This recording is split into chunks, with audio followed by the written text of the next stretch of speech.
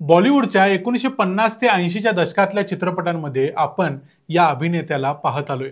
गोलमाल, बातो बातो में अशा काही गाजलेल्या चित्रपटांमध्ये सपोर्टिंग रोलमध्ये हे दिसतात.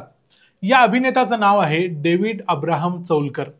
नावावरून किंवा त्यांच्या अभिनयावरून असा समज होऊ शकतो की ते भारतीय ख्रिश्चन असतील, पण डेव्हिड अब्राहम चौलकर हे एक मराठी ज्यू धर्मीय व्यक्ती होते, ज्यांचं मूळ इस्रायलमध्ये होतं. फक्त डेव्हिड अब्राहम चौलकरच नव्हे तर भारताच्या स्वातंत्र्यापर्यंत असे जवळजवळ 20,000 ज्यू लोक भारतात आणि विशेषतः महाराष्ट्रात राहत होते. त्यांना बेने इस्रायल असं म्हटलं जायचं. आणि आज महाराष्ट्राच्या रायगड जिल्ह्यातल्या कोकण किनाऱ्यावर अजून देखील असे कितीतरी ज्यू धर्मीय लोक राहतात, ज्यांची बोलण्याची भाषा मराठी आहे किंवा काही वेळा ज्याला जोडिओ मराठी असं देखील म्हटलं जातं. म्हणूनच असं म्हणता येईल की महाराष्ट्राच्या पोटात देखील एक इस्रायल आहे आणि ते लोक संपूर्णपणे मराठी किंवा महाराष्ट्रीयन आहेत, भारतीय आहेत. मग ते महाराष्ट्रात आले कसे? महाराष्ट्राचा आणि त्यांचा संबंध कसा आहे? भारताशी त्यांचा संबंध कसा आहे? हे सगळं पाहूया आजच्या या व्हिडिओमध्ये. मी आहे रणजित यादव आणि तुम्ही पाहताय द मराठी बाणा. इसवी सनाच्या पहिल्या शतकात जेव्हा इस्रायलमध्ये ज्यू लोकांच्यावर अत्याचारांना सुरुवात झाली, रोमन लोकांनी ज्यूंना मारून हकलून द्यायला सुरुवात केली, तेव्हा एका जहाजात बसून अनेक ज्यू लोक समुद्रातून प्रवास करत करत जगात वेगवेगळ्या दिशांना गेले. त्यातले काही लोक प्रवास करत भारतात आले. कोकणच्या किनाऱ्यावर येता येता जहाजावर एक नैसर्गिक आपत्ती आली आणि त्यातून अनेक लोक मृत्यू पावले आणि फक्त 14 लोक वाचले, ज्यामध्ये 7 पुरुष आणि 7 स्त्रिया होत्या. हे सर्व ज्यू धर्मीय लोक होते. कोकणच्या किनाऱ्यावर म्हणजे रायगड जिल्ह्यातल्या नवगाव जवळ या सर्वांना भारतीयांनी शरण दिली. पुढे हे लोक याच किनाऱ्यावरच्या ठिकाणी राहिले. यांच्याबरोबर नंतर इतर काही ज्यू धर्मीय देखील भारतात येऊन राहिले. अशा रीतीनं महाराष्ट्राच्या कोकण किनाऱ्यावर एक मिनी इस्रायलचा जन्म झाला. या लोकांना बेने इस्रायल असं म्हटलं जायचं. पोट्या पाण्याचा काहीतरी उद्योग यांना करणं भाग होतं, त्यामुळं या लोकांनी तेलाच्या घाण्यातून तेल काढण्याचा व्यवसाय करायला सुरुवात केली, म्हणून यांना तेली म्हटलं जायला लागलं. पण ज्यू धर्माच्या संस्कारानुसार सब्बातच्या दिवशी म्हणजे शनिवारच्या दिवशी ते काम करत नसत, म्हणून त्यांना शनिवार तेली असं म्हटलं जायला लागलं. आज देखील महाराष्ट्रात असे 5,000 बेने इस्रायली लोक राहतात, म्हणजे 5,000 शनिवार तेली लोक राहतात. जवळजवळ 2,000 वर्षापूर्वी हे लोक भारतात आल्यामुळं काळाच्या ओघात त्यांच्या धर्माच्या सगळ्याच रीतिरिवाजापासून ते थोडे थोडे लांब गेले. त्यांनी भारतातले, महाराष्ट्रातली संस्कृती, इथले संस्कार आत्मसात केले. ज्यू धर्मियांच्या प्रमाणे संवाद करणं, त्यांची भाषा वापरणं, ज्यू धर्मियांच्या प्रार्थना, त्यांच्या खानपानातल्या काही छोट्या मोठ्या गोष्टी वगळता त्यांची हिब्रू भाषा मागं पडत गेली. या लोकांनी मराठी भाषा स्वीकारली. 12व्या शतकातले ज्यू फिलॉसॉफर असणाऱ्या मेमोनाइट्स यांनी आपल्या ग्रंथात भारतात राहणाऱ्या ज्यू धर्मियांचा उल्लेख केलेला आहे. भारतातले ज्यू धर्मीय आज देखील आपला धर्म पाळतात असं मेमोनाइट्सनं सांगितलंय. जगातल्या प्रत्येक देशात, मग आफ्रिका असेल किंवा युरोप असेल, अशा प्रत्येक देशात या ज्यू धर्मियांच्यावर प्रचंड अत्याचार करण्यात आले. पण भारतात मात्र लोकांनी खुल्या दिलानं या लोकांचं स्वागत केलं. पुढे पुढे या बेने इस्रायली लोकांनी मराठी लोकांच्या प्रमाणेच साटमकर, पेनकर, दिवेकर, नवगावकर अशी मराठी आडनावं घेतली. वर सांगितल्याप्रमाणे डेव्हिड अब्राहम चौलकर हे देखील असंच एक नाव आहे. भारतीय किंवा मराठी नावं या लोकांनी स्वतःहून स्वीकारली. या ज्यू धर्मियांचं कधीही धर्मांतरण करण्याचा प्रयत्न भारतात झालाच नाही. आणि तुम्हाला माहिती आहे की हिंदू धर्मियांनी अशा प्रकारचं फोर्सफुल कन्व्हर्जन कधीच केलं नव्हतं. जवळजवळ 1800 वर्ष अशाच पद्धतीने काढल्यानंतर 18व्या शतकात काही ज्यूविश धर्माचे व्यापारी भारतात आले. कोचीनमध्ये राहणारे काही दक्षिणेकडचे ज्यू देखील महाराष्ट्रात आले, मुंबईमध्ये आले. तेव्हा त्यामध्ये डेव्हिड राहाबी नावाचा एक व्यापारी होता. त्याला या बेने इस्रायली समाजाबद्दल माहिती मिळाली.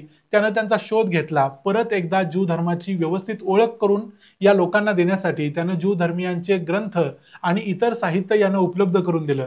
त्याशिवाय त्यांना हिब्रू भाषा परत एकदा या लोकांच्या पर्यंत नेऊन पोहोचवली आणि पुन्हा एकदा ज्यू धर्माचा प्रभाव या सर्व लोकांच्यावर वाढत गेला.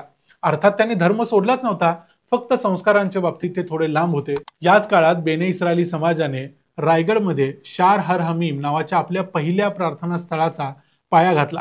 याच काळात बायबलचं मराठीत जसं भाषांतर झालं, तसं मग ज्यू धर्मियांच्या ग्रंथांचं देखील मराठीत भाषांतर होत गेलं. मुंबईमध्ये मग मोठ्या प्रमाणात ज्यू धर्मियांनी महत्वाच्या नोकऱ्या पटकावल्या. ब्रिटिशांच्या काळात ज्यू धर्मियांची परत एकदा भरभराट झाली. शिक्षण आणि ब्रिटिश नोकरशाहीमध्ये अनेक ठिकाणी बेने इस्रायली लोकांनी नोकरी करायला सुरुवात केली। अनेक लोक डॉक्टर्स झाले, वकील झाले, शिक्षक झाले, सरकारी अधिकारी झाले, रेल्वे, पोस्ट अशा ठिकाणी देखील बेने इस्रायली लोकांची वर्णी लागली।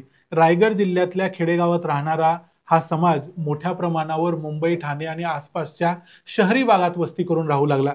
त्यामुळे 20व्या शतकातच रेबेका नवगावकर यांनी मुंबईत पहिलं बेने इस्रायली स्कूल चालू केलं। जेरुशा झिराड या बेने इस्रायली समाजाच्या पहिल्या महिला डॉक्टर झाल्या।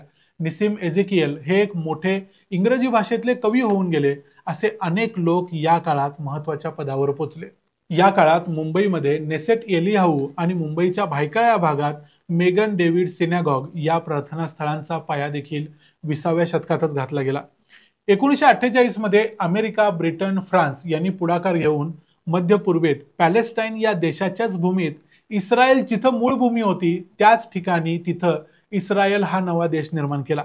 इस्रायलची निर्मिती झाल्यानंतर जगभरात, युरोपात, अमेरिकेत सगळीकडे राहणारे जे ज्यू धर्मीय होते ते इस्रायलला परत गेले। त्यावेळी भारतातून आणि महाराष्ट्रातून जवळजवळ 12,000 बेने इस्रायली लोक इस्रायलला परत गेले। सुरुवातीला यांच्यावर तिथं ज्यू असण्याबद्दल प्रश्न उपस्थित केला गेला, पण पुढे काही वर्ष लढा दिल्यानंतर त्यांचं ज्यू म्हणून असणारं अस्तित्व मान्य करण्यात आलं। कारण जवळजवळ 2000 वर्ष ते एक प्रकारे अज्ञातवासात राहिले होते, भारतात राहिले होते। त्यामुळे त्यांचे संस्कार, संस्कृती इतर ज्यू धर्मीयांच्यापेक्षा आणि विशेषतः युरोपात राहिलेल्या ज्यू धर्मीयांच्यापेक्षा पूर्णपणे वेगळी होती। त्यामुळे ते त्यांना मान्य करायला तयार नव्हते, पण शेवटी त्यांनी त्यांना मान्य केलं। आज इस्रायलमध्ये याच 12,000 बेने इस्रायली लोकांच्या पासून त्यांची संख्या 70,000 पर्यंत पोहोचलेली आहे। आम्ही वर सांगितल्याप्रमाणे आजही महाराष्ट्रातील रायगडमध्ये, ठाणे, मुंबई या जिल्ह्यांमध्ये 5,000 बेने इस्रायली लोक राहतात। हे लोक हिब्रू आणि मराठी भाषेचा संगम झालेली ज्युडिओ मराठी अशी भाषा बोलतात। त्याचं उदाहरण म्हणून तुम्हाला एक व्हिडिओ दाखवतो। या व्हिडिओमध्ये दिसणारे लोक ज्यू धर्मीय आहेत।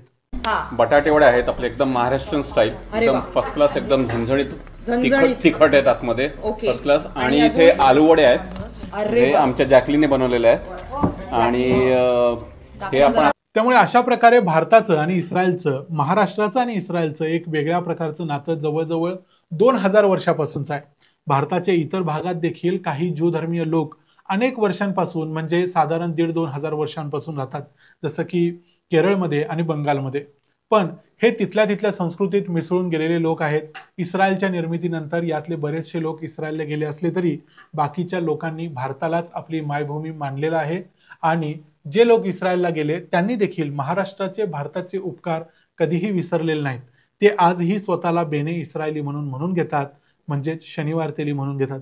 कारण जेव्हा संपूर्ण जग ज्यू धर्मीयांच्या विरोधात उठलं होतं तेव्हा महाराष्ट्रानं, भारतानं त्यांना शरण दिली होती। ही गोष्ट ते कधीही विसरले नाहीत। या व्हिडिओमध्ये आम्ही दिलेली माहिती जर तुम्हाला नवीन वाटली असेल, यामध्ये काही इंटरेस्टिंग वाटलं असेल तर या व्हिडिओला लाईक करायला अजिबात विसरू नका। या व्हिडिओवर कमेंट करून तुमच्या प्रतिक्रिया आम्हाला जरूर सांगा। पुन्हा भेटू पुढच्या व्हिडिओमध्ये, तोपर्यंत पाहत रहा द मराठी बाणा।